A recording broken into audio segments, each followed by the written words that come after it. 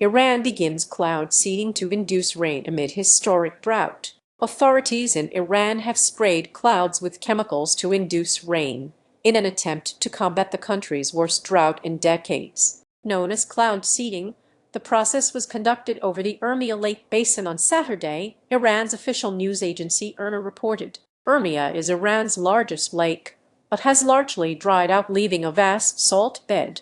Further operations will be carried out in east and west